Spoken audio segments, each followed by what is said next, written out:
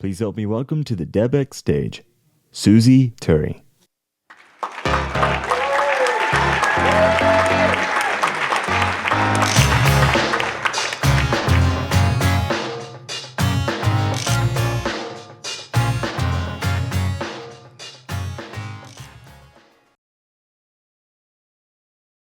Have you ever attended a parent-teacher conference and heard something so absurd about your child that you just had to speak up?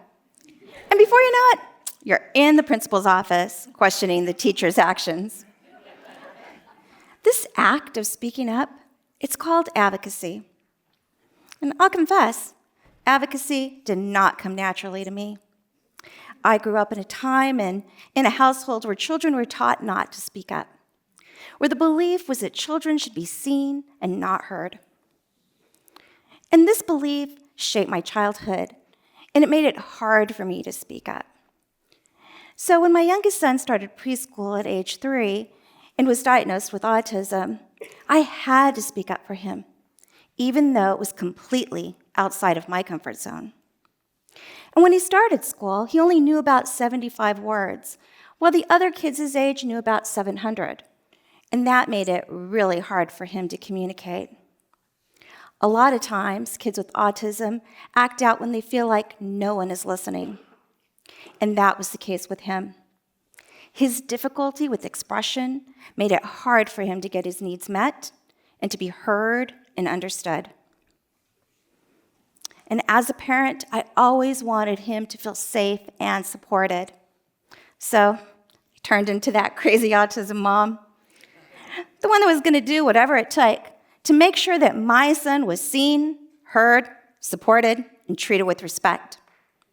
I wanted him to be included for all the amazing gifts that he has. And really, isn't that what everyone wants? And even though I was advocating for him a lot, by the time middle school came around, I still hadn't figured out the magic sauce, which only made his frustrations worse. His meltdowns got bigger and harder to manage, and there were times when he was so upset that the school had to call us to come and pick him up.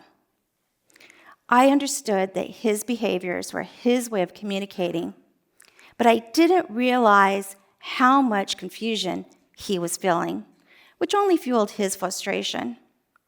And if you've ever had a teenager who struggles to express themselves, especially with all the extra challenges that come with puberty, you get it. And around his 16th birthday, I was selected to join a 9-month Leaders in Advocacy training program. This training changed my life and greatly impacted my son. It was an amazing program that taught everything from disability history to advocacy. But the aha moment was when I realized that it was time for my son to advocate with me. That was the magic sauce. I discovered this when a group of individuals with disabilities shared their stories and they talked about their struggles and triumphs. They were saying that their voices mattered in the shaping of their lives. It was time for my son to start speaking up for himself, to be a part of the decisions and advocacy that would shape his life. And I'll be honest, I didn't feel my son was ready to leave his special education school when he wanted to leave the year prior.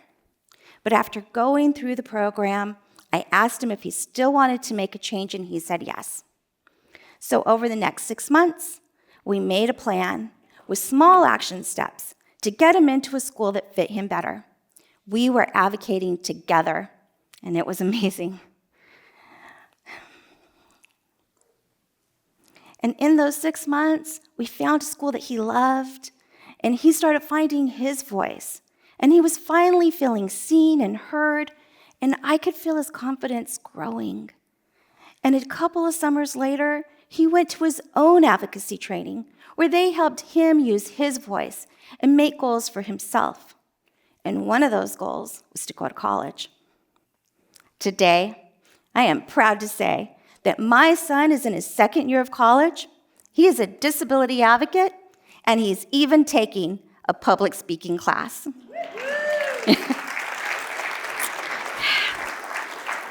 My son found his voice and is now living a life we never expected him to have. And if that wasn't enough, as I helped my son find his voice, I started to find mine too. I had been so focused on advocating for him and for others that I had neglected my own voice in the process. That moment made me push myself even harder in my own advocacy journey. So I joined a professional speaking program, this one. And on that first day, I walked in thinking I was ready to share my message, but instead, I found myself slipping right back into that old childhood mindset. Don't speak up. You have nothing to say. And your voice, it doesn't matter. It was the complete opposite of the message of advocacy that I wanted to share. And suddenly, I felt like an imposter, with old self-doubts creeping in, making me question why advocating mattered so much to me.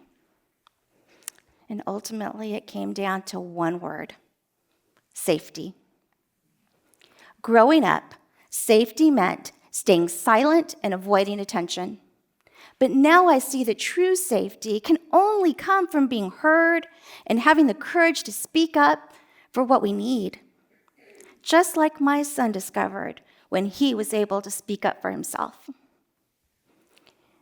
It's tough to face both my strengths and my weaknesses. There are moments that I wish I had known more or handled things differently. But as I share my story, my friends remind me that this is also a story of resilience, persistence, and courage. Qualities that my son helped me find within myself. Today, I speak up not only for my son, but for myself and for others. Advocacy has taught me that speaking up is not just a right, it's a necessity. It protects, it empowers, and it creates change. So, here's my call to action. Whether you're speaking up for yourself or a loved one, remember that your voice is powerful. Speaking up builds a safe space for everyone. And change is possible. Even if it feels scary, it's worth it. Therapy and advocacy groups can be an invaluable support if you're struggling to be heard. Advocacy is for everyone. We all have the right to be seen, heard, and safe. So speak up for yourself, for those you love, and for those who haven't yet found their voice. Thank you.